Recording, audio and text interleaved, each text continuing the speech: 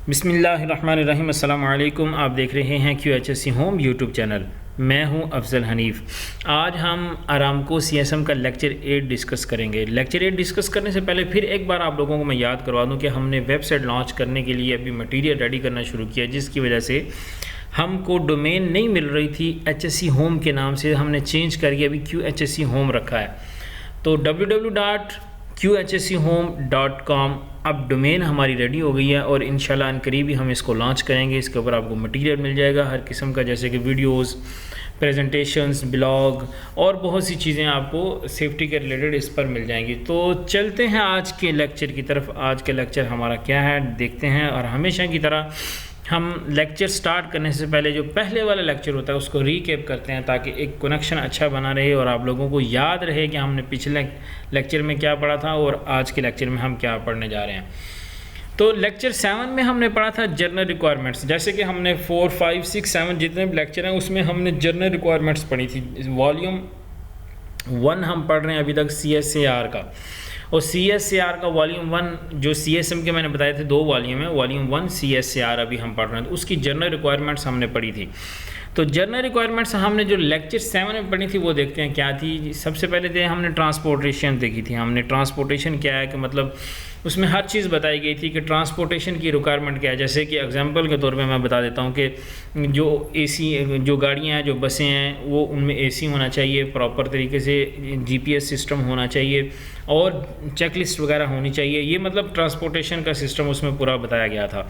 उसके बाद fitness for duty, जो वर्कर्स हैं आरामको ने उनके लिए भी एक स्टैंडर्ड बना रखा है कि उनको ड्यूटी आवर्स उतने दिए जाएँ जितने कि उनकी कैपेसिटी है। जैसे कि 12 घंटे उन्होंने बताए थे कि 12 घंटे, पोर्टल टू पोर्टल 16 घंटे हैं, 16 आवर्स हैं। वो भी तब जब अगर कोई इमरजेंसी हो जाती है या कोई बड़ी प्रॉब्लम हो जाती है तो उसके लिए परमिशन लेनी पड़ती है, लेकिन 12 घंटे नॉर्मल है।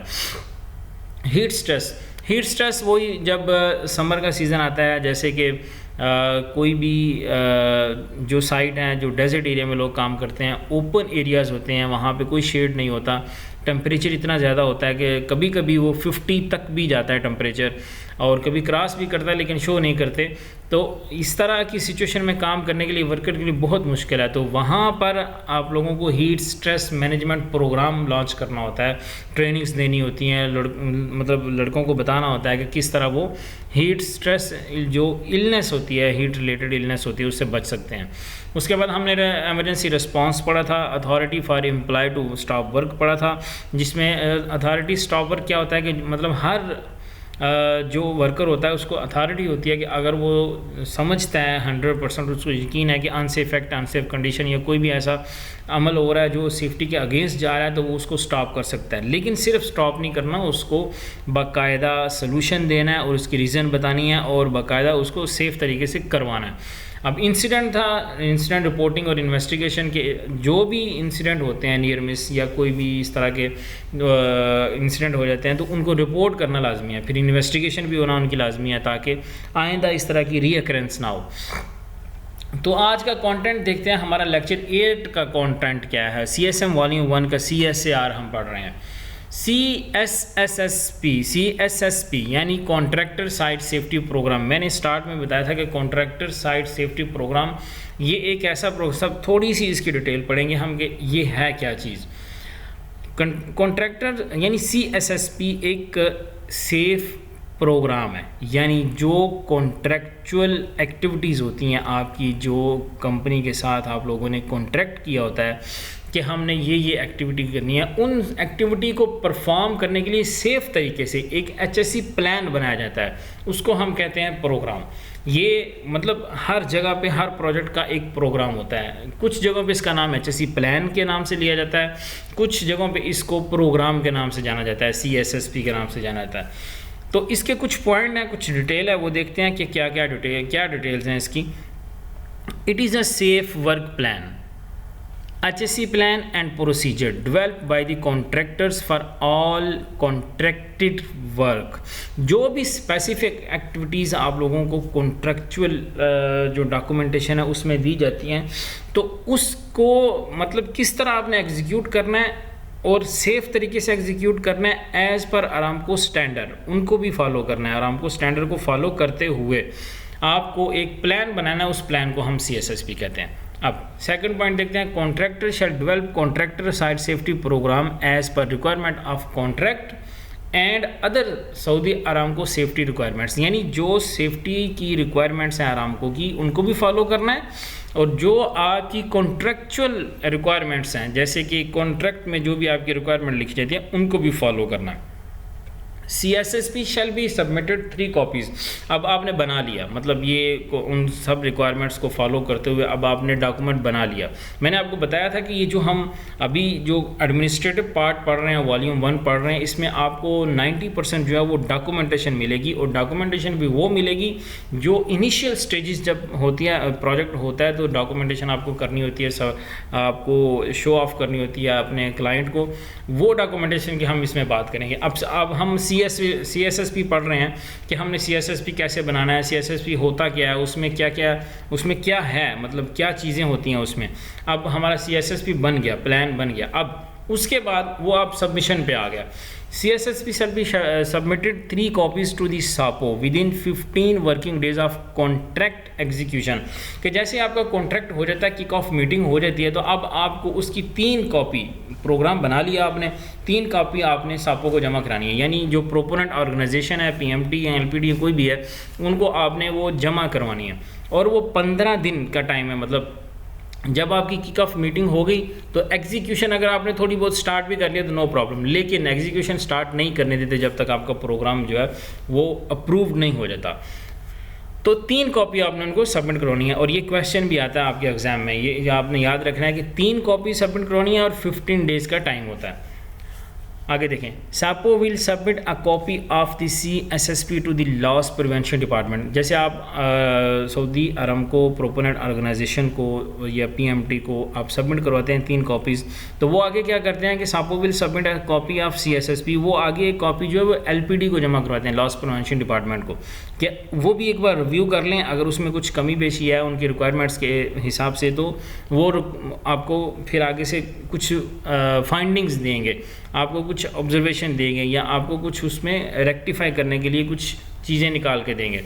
अब reviewed comments shall be rectified by the contractors and submit 2 copies of approved CSSP to the SAPO prior to start activity.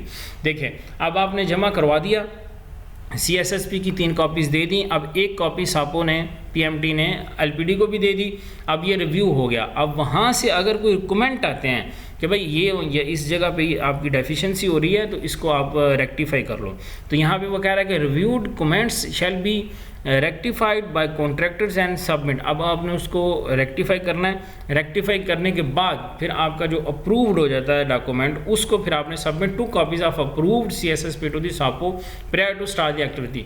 ठीक है, अब आपने एक्टिविटी स्टार्ट करने से पहले 2 कॉपीज़ जो हैं वो आप लोगों ने SAPO को फिर जमा करवा देनी है कि ये हमारा अप्रूव्ड है। अब contractor shall not commence the on-site work without approved CSSP and maintain copies at site as well। अब कोई भी काम वो कहता है कि आप साइट पे शुरू नहीं कर सकते जब तक आपका डॉक्यूमेंट अप्रूव नहीं होता। अब डॉक्यूमेंट अप्रूव हो गया, अब आपने काम शुरू कर दिया, तो अब वो कह रहा है कि आपने कम से कम 1 कॉपी जो है वो हर जगह पे, हर लोकेशन पे, साइट पे जहाँ आपका काम चल रहा है वहाँ पे आपने रखनी है। अब आगे देखें, contractor is responsible to verify sub contractor safety plan and procedure and safe work practices that shall meet the minimum Saudi Aramco requirements. अब ये तो कॉन्ट्रैक्टर का डॉक्यूमेंट था, CSSP बन गया, प्रोसीजर बन गए, सारी चीज़ें उन्होंने जमा करवा दी, अप्रूव्ड हो गया, काम स्टार्ट हो गया। अब कॉन्ट्रैक्टर आगे सब कॉन्ट्रैक्टर को भी हायर करता है, और जब वो सब कॉन्ट्रैक्टर को हायर करता है तो उनकी डॉक्यूमेंटेशन भी वो रिव्यू करता है कि भाई उनके अगर डॉक्यूमेंटेशन है, कोई अपना उन्होंने प्रोसीजर बना रखा है काम करने का, या अपना उनका कोई तरीका है, या अपने कोई प्लान है, तो वो कॉन्ट्रैक्टर सब कॉन्ट्रैक्टर से मांगता है। अगर एक कभी ऐसा सब कॉन्ट्रैक्टर है कि जिसके पास कोई प्रोसीजर प्लान नहीं है, तो फिर उसको कॉन्ट्रैक्टर का ही डॉक्यूमेंटेशन जितनी भी है फॉलो करनी है, और वो सारी की सारी जितनी भी डॉक्यूमेंटेशन हो, चाहे वो कॉन्ट्रैक्टर की हो चाहे वो सब कॉन्ट्रैक्टर की हो, वो as per Saudi Aramco requirements होनी चाहिए। In case sub contractors procedure and plan does not meet the minimum requirement of Saudi Aramco, the contractor shall closely help to the meet expectations with help of SAPO as well. यानी अगर कोई सब contractor ने अपने document बनाए हैं, दिए हैं, तो वो सऊदी अरामको रिक्वायरमेंट के ऊपर पूरे नहीं उतरे तो कॉन्ट्रैक्टर उसकी हेल्प करेगा, और सापो जो PMT है या जो भी आपकी प्रोजेक्ट मैनेजमेंट टीम है वो भी उसकी हेल्प करेंगे ताकि उसकी रिक्वायरमेंट, उसके डॉक्यूमेंट जो है वो सऊदी अरामको रिक्वायरमेंट के मुताबिक हो जाए। The contractor shall confirm the verification process prior to commencement of the worker, कि मतलब जितने भी डॉक्यूमेंटेशन है उनका उनको चेक करना, उनकी कंफर्मेशन करना, अप्रूवल चेक करना, ये सारा कॉन्ट्रैक्टर का काम है। अब देखते हैं कि नेक्स्ट इसमें क्या है। अब हमारे डॉक्यूमेंट सबमिट हो गए, कॉन्ट्रैक्टर के भी चेक हो गए, रिव्यूड हो गए। अब जो CSSP है, एक्चुअल में CSSP में होना क्या चाहिए, अब वो बताता है कि CSSP में आपको क्या क्या लगाना है, क्या क्या डॉक्यूमेंट चाहिए, क्या क्या मवाद चाहिए, उसमें क्या क्या मटेरियल चाहिए, अब वो इसमें बताएगा। Clearly mention in CSSP that the contractor how to meet the Saudi Aramco requirements as follow. मतलब ये जो नीचे अभी हम चीज़ें पढ़ेंगे, ये सारी चीज़ें सऊदी अरामको रिक्वायरमेंट के मुताबिक CSSP में मौजूद होनी चाहिए। अब वो चीज़ें कौन सी हैं, उसको किस तरह तरतीब किया जाता है, तरतीब दिया जाता है। सबसे पहले देखते हैं title page with contract number और budget item number BI number, मतलब कॉन्ट्रैक्टर नंबर या BI नंबर दोनों एक ही चीज़ है। यहाँ पे अरामको के ज़्यादा प्रोजेक्ट में BI नंबर करके शो किया जाता है, बजट आइटम नंबर, दोनों का एक ही मतलब है। अब ये उसका फ्रंट पेज होना चाहिए, मतलब टाइटल पेज होना चाहिए। अब सेकंड में CV resume for safety manager, supervisor and safety officers. अब जो भी आपने मैनेजर हायर किया है, सुपरवाइज़र हायर किया है सेफ्टी का, उसके डॉक्यूमेंटेशन, क्रेडेंशियल पूरे CV जो है वो उसके अंदर लगी होनी चाहिए, CSSP के अंदर। अब ये एक फ़ाइल बनती है, ये एक मतलब 500-600 पेजेस की या 400 पेजेस की एक पूरी फ़ाइल होती है। नेक्स्ट देखते हैं जी safety responsibilities as per designation, कि जितनी भी आपकी सेफ्टी स्टाफ है, सेफ्टी ऑफिसर्स हैं, सुपरवाइज़र है, सेफ्टी मैनेजर है, इंजीनियर्स हैं, सेफ्टी इंजीनियर जो होते हैं, या कोई भी स्टाफ जो असिस्टेंट सेफ्टी हो गए, उन सब की रिस्पॉन्सिबिलिटीज़ क्या हैं, उन्होंने किस तरह काम करना है, वो सारा उसमें दर्ज होना चाहिए, वो सब उसमें लिखा होना चाहिए CSSP के अंदर। आगे देखते हैं TNA मतलब training need analysis, training matrix as per scope of work. अब आपकी जो एक्टिविटीज़ हैं, जो आपकी स्पेसिफिक एक्टिविटीज़ हैं, जो कॉन्ट्रैक्चुअल हैं, उनको एग्जीक्यूट करने के लिए जो आपने स्टाफ हायर किया है, उस स्टाफ को आपने ट्रेन भी करना है। अब वो जो ट्रेन करने के लिए आपको मटेरियल चाहिए वो मिलेगा आपको ट्रेनिंग नीड एनालिसिस के बाद, कि आपको एक एनालिसिस करना है कि यहाँ पर कौन सी एक्टिविटी होने जा रही है और कौन से लोग यहाँ पे शामिल होंगे, और उनकी कौन कौन सी ट्रेनिंग चाहिए, कौन कौन सी स्पेसिफिक ट्रेनिंग चाहिए, कौन कौन सी क्राफ्ट ट्रेनिंग चाहिए, कौन कौन सी सेफ्टी की ट्रेनिंग चाहिए। वो सारी आपको ट्रेनिंग नीड एनालिसिस करने के बाद मिलेंगी, और फिर उसका एक मैट्रिक्स बनाया जाता है कि ये बंदे ये काम करेंगे, उनको इस मैट्रिक के हिसाब से इतनी ट्रेनिंग चाहिए। अब नेक्स्ट देखते हैं safety training program with basic safety course and how these course will be delivered and courses as per the specific job. मतलब जो भी उनकी जॉब है, उनका काम है, उसके हिसाब से क्राफ्ट है या सेफ्टी है, किस तरह की ट्रेनिंग है, वो मतलब उनको कैसे डिलीवर करनी है, कितनी ड्यूरेशन में डिलीवर करनी है, कितनी बार डिलीवर करनी है, और उसकी रिफ्रेशर ट्रेनिंग कब कब होगी, ये सारा एक प्रोग्राम बनाया जाता है। तो ये सारा ट्रेनिंग मैट्रिक्स में और ट्रेनिंग नीड एनालिसिस के बाद आपको ये सारी चीज़ें मिलती हैं। अब नेक्स्ट देखते हैं job skills craft competency training program with specific job skill craft training courses and how to deliver. What will be the frequency of refresher training. वही बार बार चीज़ें हैं, यानी कि कौन कौन सी ट्रेनिंग्स होंगी, कौन कौन सी उनकी एक्टिविटी हैं, उनकी एक्टिविटी के हिसाब से स्पेसिफिक ट्रेनिंग्स आपने देनी है, फिर आपने सेफ्टी की ट्रेनिंग्स देनी है, फिर स्किल जॉब स्किल ट्रेनिंग देनी है। तो उनकी फ्रीक्वेंसी क्या होगी, मतलब आपने 1 महीने के बाद उनको ट्रेन करना है, रिफ्रेशर ट्रेनिंग देनी है, 6 महीने के बाद रिफ्रेशर ट्रेनिंग देनी है, या 2 साल के बाद देनी है, या जो भी उसका टाइम पीरियड है। अब नीचे देखते हैं list of approved certification needed to perform the activities, scaffold, supervisor, crane operator, rigger. अब जैसे list of approved certification needed to perform the activity, कुछ एक्टिविटीज़ ऐसी हैं जिनके परफॉर्म करने के लिए आप लोगों को ऑपरेटर्स की ज़रूरत होती है। और ऑपरेटर्स जो होते हैं कुछ जैसे क्रेन ऑपरेटर का नाम लिया गया है, फिर यहाँ पे व्हील लोडर ऑपरेटर हो गया या डोजर ऑपरेटर हो गया, या कोई भी हैवी इक्विपमेंट का जो ऑपरेटर होता है उसका बाकायदा अरामको से एक सर्टिफिकेशन उसकी इशू होती है। तो कोई भी मतलब आपकी सर्टिफिकेशन वाले लोग आपके साथ काम करने जा रहे हैं, चाहे वो रिगर हो, स्कैफोल्ड सुपरवाइज़र हो, कोई क्रेन ऑपरेटर हो या कोई हैवी इक्विपमेंट का कोई दूसरा ऑपरेटर हो, तो वो उन सब के पास अरामको का सर्टिफिकेशन, अरामको का कार्ड होना लाजमी है। और उसकी एक लिस्ट बना के आपने उसके अंदर लगा देनी है कि भाई ये लोग हैं, उनके ये कार्ड नंबर है, हम इनके साथ इनसे हम ये काम लेने जा रहे हैं। अब नीचे देखते हैं लिस्ट ऑफ सब contractor with project specific programme plan given by contractor. अब सब कॉन्ट्रैक्टर का भी वही हिसाब है, उनकी भी जितनी एक्टिविटीज़ जितने भी लोग शामिल हैं उनकी भी एक लिस्ट उसमें अटैच होनी चाहिए, कौन कौन से बंदे हैं, क्या क्या ट्रेड के बंदे हैं। उसके बाद procedures for inspections, observation, meetings, उसमें यानी इसमें सारे प्रोसीजर मौजूद होने चाहिए। CSSP के अंदर ये सारे प्रोसीजर मौजूद होने चाहिए कि इंस्पेक्शन कैसे करेंगे, ऑब्जर्वेशन कैसे करेंगे, क्लोज़ कैसे करेंगे उसको, और मीटिंग्स कैसे होंगी, जैसे TBT हो गई या कोई और मंथली मीटिंग्स हो गई या वीकली मीटिंग्स हो गई।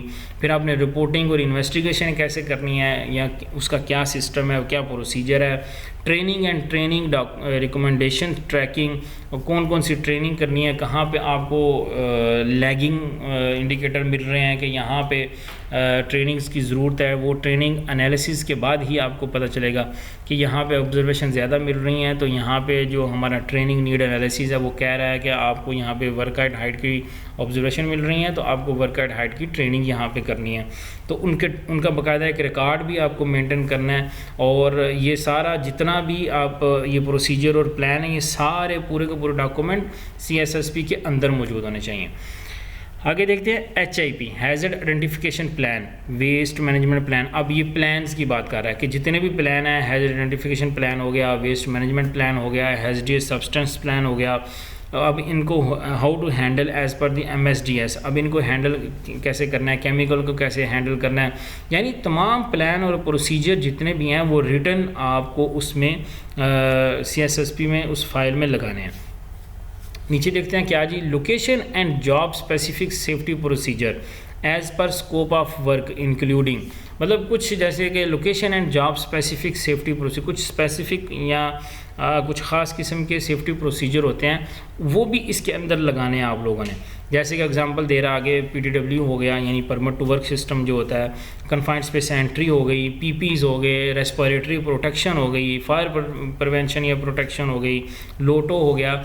ये सारे प्रोसीजर भी स्पेसिफिक हैं एक्टिविटीज़ के साथ, इनका भी एक प्रॉपर डॉक्यूमेंट जो है वो उसके CSSP के अंदर मौजूद होना चाहिए कि हम किस तरह ये काम करेंगे, हमारा प्रोसीजर क्या होगा, प्लान क्या होगा, ड्यूरेशन क्या होगी, उसमें रिक्वायरमेंट क्या है, वो सारी की सारी डिटेल उसमें होती हैं।